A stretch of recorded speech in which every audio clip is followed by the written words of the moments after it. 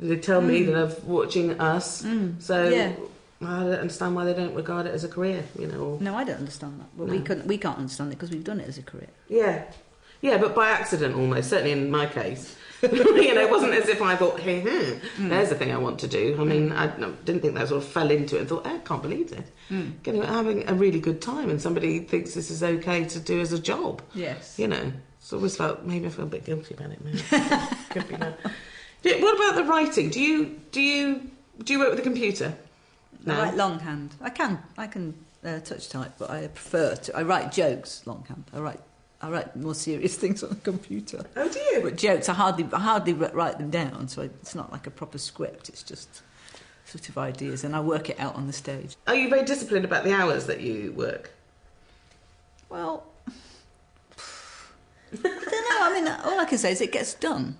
I don't worry about when I do it now. I just do it when I've got to do it. Oh, did you used to worry about it then? I used to do set hours, and then but then half the time I'd be sitting there not doing anything. Well, this is stupid. So I've loosened up on that, but it all gets done. Not a procrastinator then? No. Oh. Okay. I know you are. I didn't used to be, funny enough. That was Jennifer's job, and she know. Still does that. I used to be definitely, we can't leave the room until something's written. It's kind of sort of Protestant work ethic or something. I sort of felt we've got to be clocked in, and by the time we leave, you're clocked off. Especially now that there's kids to get home for and busy things that you must do. There's only certain part of the day that's available for it. Yes. So I sort of feel that, we ought to have done something in this time. But I know that the kind of work we do comes out of chatting to each other and having ideas that ping out of the air, and they can't ping out of the air unless you're relaxed. And Jennifer will say, let's go and have a drink somewhere. Let's go to Claridge's and drink expensive champagne, see what that feels like for a little while and see if something happens. So, but it's very tempting then to just play. Yeah. And never to get on with it, But that's, when there's two of you, that's different, Yeah, that's one of you. I'm not going to take myself to Claridge's. No. Well, I'll meet you there anytime you like. Yeah, anytime you like. Do you... Is anything material to you? No. What's off limits then? Hardly anything is. Oh. I mean, would you plunder your... Well, you do, I think. Or maybe you don't. Maybe it's a surface thing. Do you plunder your own life then?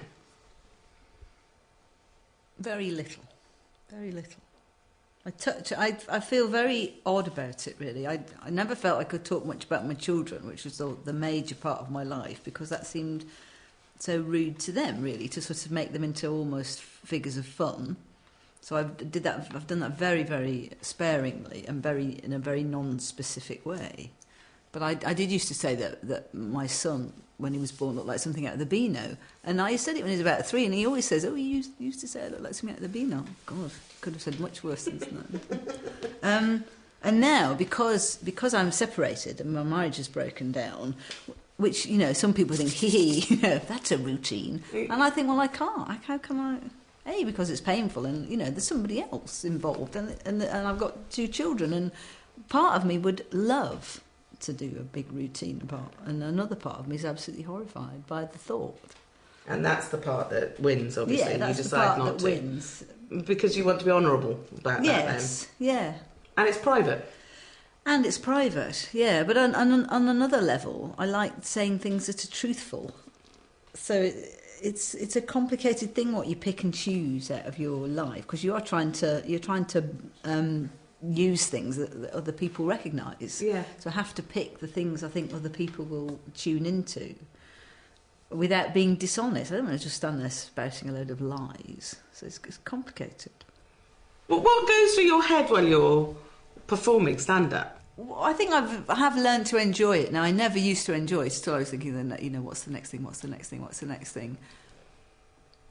I suppose that when I do stand up now, and I'm telling jokes and talking, it's as if I'm just doing it for the first time, for that one night, and those things are very real. It's all very real to me. When I say, oh, this happened or that happened, it's as if it really has happened, even though it's lies.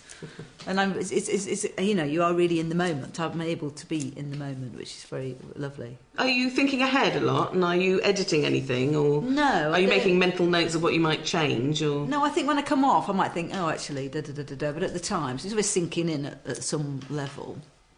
Do people ever thank you for making them laugh? Yeah. Yeah. How do you feel about that? I think it's lovely. I take that as a, I think, I don't brush it off because I think it's a lovely thing to be thanked. And I think it's a lovely thing if you have a job that is life enhancing in some way. So I feel really, really fortunate to have had that job and been able to do that thing. So I don't dismiss it. And even though I know myself, I've not always had the enjoyment out of it that I might have had. I do appreciate the fact that other people have had huge enjoyment. And when I see other people work and it gives me a buzz, then I know that other people are getting that buzz off me. So I'm not going to be dismissive of it now. I'm very grateful for it. Were you, do you think? Yes, I was, because I didn't want to get conceited. So people, I said, but no, I'll lap it up now. Do you think that you will be doing stand-up forever? I don't know.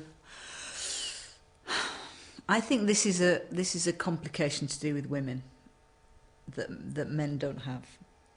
I think there is a perception of a woman not being able to do something after a certain age, and because comedy is tied up with attractiveness in some way, even though most of us not overtly sexy or glamorous, I think there is a prejudice against older women doing anything like reading the news. So I can't deny that would be a consideration. So I don't know. And how will you know? You'll just wait until it feels uncomfortable? I don't know, because I thought a couple of years I had stopped doing it. I had stopped doing stand-up, but I don't know whether I really have or not. Or I might have to carry on doing it. And I was 50 then, and I thought, well, 50 is a good time to stop. And I don't need to do it. There's other things I can do. But you might want to do it. I might. If I want to do it, then I think it'll be the right thing to do. And bollocks to anybody who thinks I'm too old to do it. Yeah. In America, you find Joan Rivers, but you find people that will crack on with it because they're obviously enjoying it or they want to do it. Yeah. But I can't think of anybody in this But then country. there hasn't been any mainstream stand-up comedians yet. I mean, apart from myself, I'm probably the oldest one, I would think. I can't think of anybody, God. I probably am the oldest one. So I guess it's up to me. It's up to me to either Yeah, carry you're the on or vanguard. not. I am the vanguard. Yeah. But I won't carry on unless I've got something to say. It's really whether you've got something to say. Yeah, and you have got the pressure of nobody's done this before, so is it right or wrong? Yeah, definitely. It's a funny old thing, really.